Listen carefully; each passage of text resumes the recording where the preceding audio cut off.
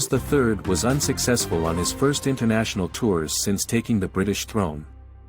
Both were marked by the wave of social demands that is taking the streets of Europe and that promises to gain strength among the British as well. The monarch should have chosen Paris, but the visit was hastily cancelled due to growing conflicts in protests against Emmanuel Macron's pension reform.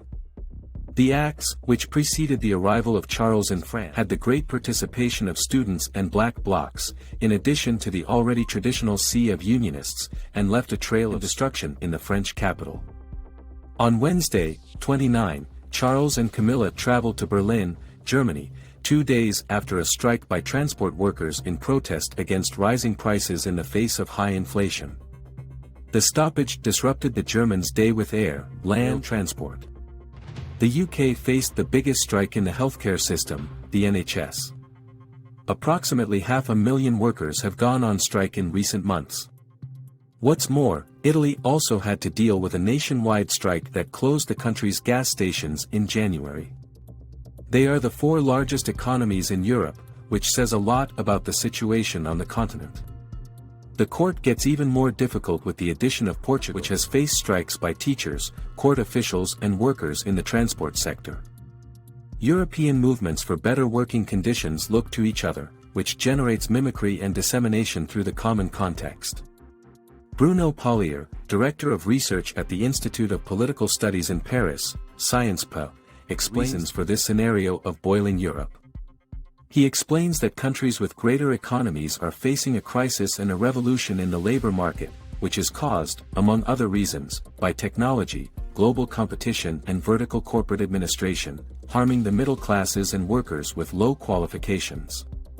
The rise in unemployment and changes in the work regime brought workers to these countries, says the political scientist.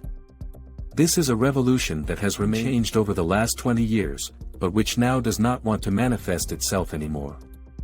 Other factors make this moment a perfect storm. Inflation of 1% a month, which was previously unthinkable for Europe, is now a reality even in countries known for their stability, such as Sweden. Inflation hasn't been this high here since the late 1980s, says Annika Alexius, a professor in the Department of National Economy at Stockholm University. While high inflation encourages workers to fight for better conditions and wages, the stoppages cause damage to various sectors of the economy. In France, Parisian hotel sector organizations are complaining about the cancellation of 20% of their bookings for the month of April due to the social crisis. The air transport industry also suffered from the disturbances. Johan Lundgren, executive director of EasyJet, declared last week that the airline has been heavily affected by flight cancellations at the main airports in France, and Ryanair had the European Commission to create minimum service rules during strikes. Another inescapable point to understand the scenario of instability is the war in Ukraine, which added tons to the burden of energy costs for Europeans. Situations bordering on the absurd, such as that of the Italian ice cream man who received a $5,000 electricity bill, have become relatively common on the continent. At New Year's Eve, an official at a charity market for people at economic risk said that some of the patrons were using candles to heat food.